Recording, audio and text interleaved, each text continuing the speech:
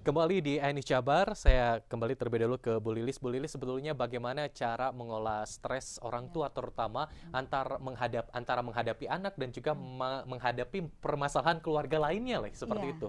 kembali lagi tadi. Mhm, Jadi orang tua tidak harus lagi ngomel, tidak mhm, harus lagi marah, tidak harus lagi nge-rap tiap pagi. Tapi mulai sekarang gunakanlah aturan, ada aturan main. Dan tentunya orang tua harus tega. Tega untuk tadi misalnya ini saya lagi mendidik anak nih. Jadi harus tega, kemudian nanti setelah tega ada aturan-aturan, mhm. aturan itu nanti ada konsekuensi tadi, konsekuensi untuk efek jerak untuk perilaku yang tidak diulang lagi dalam artian perilaku yang tidak baik, kemudian efek motivasi biar dia mengulang lagi perilaku yang baik. Setelah itu, setelah ada tega, aturan, kemudian konsekuensi, dan orang tua harus konsisten. Mhm, Kalau orang tua menerapkan itu, saya jamin tidak mungkin stres. mhm, Malah lebih enak, malah dengan anak-anak kita, mhm. ya kayak saya dengan anak-anak misalnya anak saya makan sambil berdiri 2.000. Ah, oke, baik, Iya, baik. karena saya pengen mengajarkan makan itu sambil duduk gitu, Oke, baik. enak Jadi gitu. bisa dibawa seperti bermain Iya. sebetulnya ya, Iya, Bu di Lilis bawah ya? game gitu ya, Mhm, kayak main anak-anak kan kalau main mhm. game ada naik level gitu Iya. ya. Kalau misalnya dia tidak mengikuti aturan turun level, dan artian Mhm, misalnya anak saya kalau misalnya dia malamnya bablas kemudian paginya tidur lagi, mohon maaf handphonenya aku simpan ya selama beberapa saat. Oke, baik. Nah, Pak Wasmin, Hmm. lantas juga melihat tentunya para orang tua ini banyak yang mengeluhkan, terutama mengenai tugas-tugas anak yang akhirnya juga tadi orang tua akhirnya mengerjakan tugas sang anak tersebut. Nah, ini bagaimana juga pola komunikasi antara orang tua dengan sang guru yang saat ini juga memberikan tugas-tugas seperti apa yang harus dilakukan? Iya, kadang-kadang kan guru itu membroadcast ya, tugas Mhm, itu di broadcast, ada linknya, ada juga tutorialnya. Kadang guru udah membroadcast, tapi orang tua tidak proaktif juga. ya. Hanya ketika proaktif juga jangan kebablasan sampai mengerjakan tadi. Jadi orang tua itu cukup menjadi jembatan informasi saja Oke. sebetulnya dari guru ke anak. Setelah disampaikan ke anak, disitulah orang tua mulai memainkan reinforcement tadi. Mhm, Seperti anak saya ketika belum mengerjakan tugas, ya mohon maaf, belum bisa. Sanksinya itu, sanksi orang tua itu nggak boleh marah tadi ya. Nggak boleh marah, nggak boleh mukul, nggak boleh mengurung. mhm, Tapi sanksi kepada anak itu hanya boleh mengambil mhm, mengambil fasilitasnya satu persatu. Ya mhm, belum boleh ini, belum boleh ini kalau belum dikerjakan. mhm, Nangis. Nah, di situ. Saat awal-awal ini diterapkan, reinforcement diterapkan, biasanya terjadi tuh namanya turbulen ya, mhm, perang ya.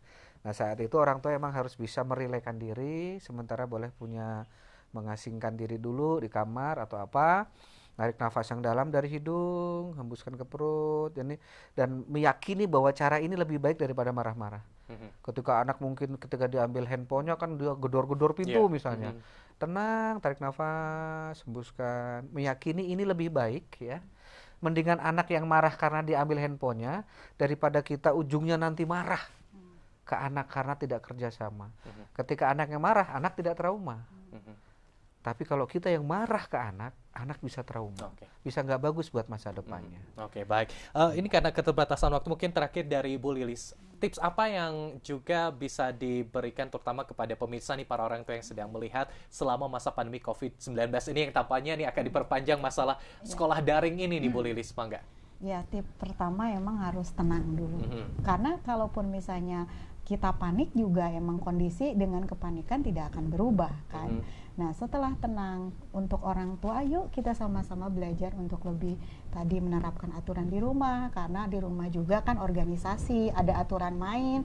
Kemudian aturan itu jangan sampai ditulis aja atau dikatakan saja. Aturan itu harus nanti dilakukan, terutama nanti ada konsekuensinya, konsekuensi yang tadi yang reward atau punishment. Dan orang tua, yuk kita belajar konsisten, yuk istiqomah mhm. gitu. Oke, konsisten istiqomah Iya tentunya juga ya. gitu. Terakhir mungkin dari Pak Wasmin, Mangga, silakan. Ya, ketika orang tua tadi tenang, betul kata Bu Lilis, Mhm, terus melakukan perubahan tidak langsung berubah, jangan buru-buru nyari kambing hitam. hmm, Kadang-kadang orang tua itu langsung enak aja nyalain sekolah, nyalain virus gitu. Jadi nyari kambing hitam. mhm, Terima ini sebagai sebuah shifting, sebagai sebuah disruption, memang kita harus berubah.